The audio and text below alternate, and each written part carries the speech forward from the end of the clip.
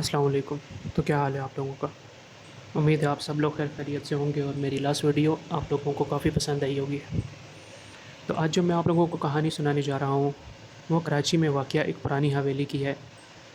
आज से 10 साल पहले 5 दोस्त कराची में वाक़या एक पुरानी हवेली का ज़िक्र सुनकर हैरान रह गए कि वहाँ इस हवेली में कोई भी जाने को राज़ी नहीं और सुना है वो हवेली 100 साल से बंद थी।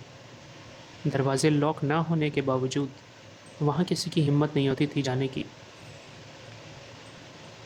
कोई भी अंदर जा दाखिल होने को तैयार नहीं था, क्योंकि आसपास के लोगों का कहना था वहाँ जिन्नात का एहसास बहुत ज़्यादा होता है। अगर कोई भी अंदर दाखिल हो तो ऐसे लगता है जैसे घुंघरू की आवाज़ें आ रही हैं, कोई रो रहा है या तो कोई तेज़ी से भाग रहा है, जैसे कोई बहुत आपके करीब हो। खैर, जब ये बातें इन 5 दोस्तों ने सुनी तो इन दोस्तों ने ठान लिया कि अब वहाँ तो जाना बनता है। अगली रात ये हवेली के लिए निकल पड़े। जब हवेली के बाहर आए तो उन्होंने देखा हवेली को, तो हवेली एक खौफनाक मंज़र पेश कर रही थी। सब देखकर डर गए कि यहाँ ऐसी भी कोई जगह है कराची में। सब जैसे ही अंदर दाखिल हुए तो इन्हें अंदर से चलने की आवाज़ें आने लगीं। उन दोस्तों ने एक दूसरे को देखा और एक दोस्त कहने लगा, क्या तुम लोगों ने आवाज़ सुनी? तो बाकी दोस्तों ने कहा, हाँ शायद कोई अंदर मौजूद है। एक दोस्त ने कहा, चलो तुम 3 दोस्त ऊपर चले जाओ और हम दोनों नीचे देखते हैं। जब 3 दोस्त ऊपर गए तो वो एक कमरे में दाखिल हुए। वहाँ पुराना टूटा सामान पड़ा हुआ था। वो अभी कमरे में चीज़ें देख ही रहे थे कि बाहर से घुंघरू की आवाज़ें आने लगीं। तीनों दोस्त बाहर भागे तो देखा कोई मौजूद नहीं था। नीचे से 2 दोस्तों ने आवाज़ दी कि सब ठीक है, और ऊपर तीनों दोनों दोस्तों ने जवाब दिया, हाँ यहाँ सब ठीक है, बस कुछ आवाज़ें आ रही हैं। खैर वो ऊपर छत पर चले गए तो अचानक नीचे जो दोस्त थे वो जब एक रूम में दाखिल हुए तो वहाँ पंखा बहुत तेज़ चल रहा था और कमरा बहुत ठंडा था।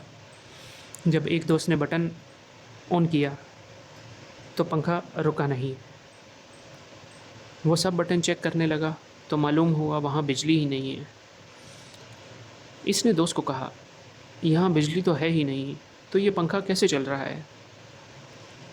इतने में ऊपर वाले 3 दोस्त भागकर नीचे आए और कहने लगे, छत पर हमने घुंघरू की आवाज़ सुनी और साथ ही एक लंबा साया एक कोने में देखा जो कि हमें देख रहा था। हमें समझ नहीं आई कि वो क्या है, लेकिन इतना पता था कि वो इंसान नहीं है। तो 2 दोस्तों ने कहा, वहाँ जाओ ज़रा कमरे में, वहाँ पंखा चल रहा है लेकिन इस घर में तो बिजली ही नहीं है।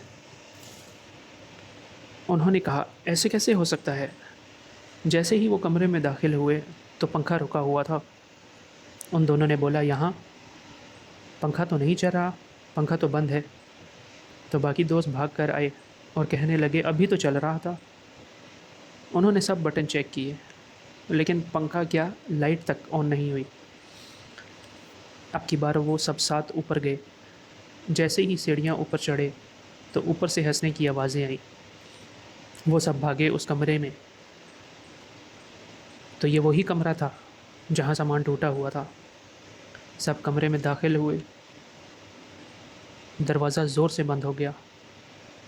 उन्होंने दरवाज़ा खोलने की कोशिश की लेकिन दरवाज़ा खुल ना सका।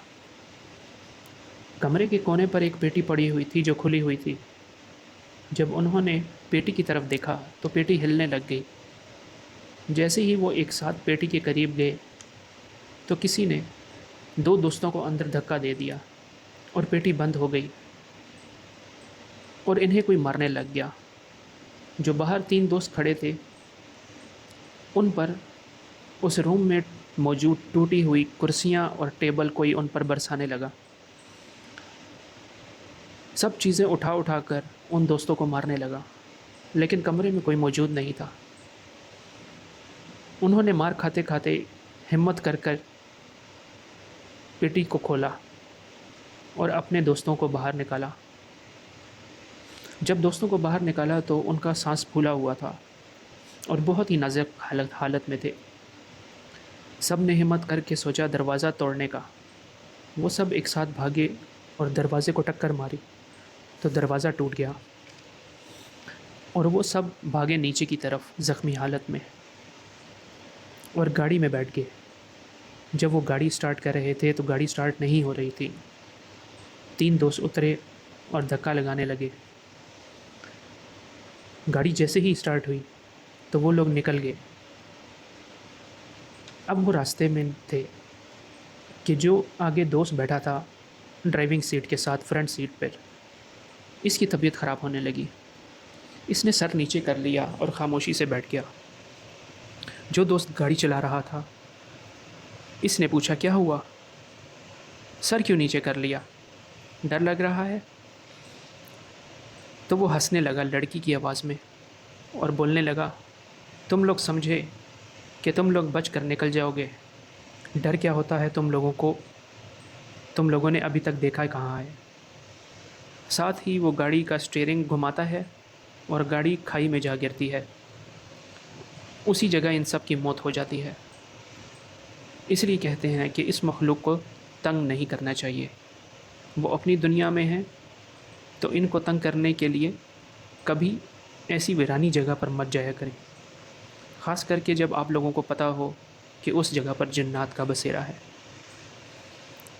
अगली वीडियो के लिए चैनल को लाइक और सब्सक्राइब लाजमी कीजिए और कमेंट में अपनी राय का इजहार लाजमी कीजिएगा। अपना ख्याल रखिएगा। अल्लाह हाफ़िज़।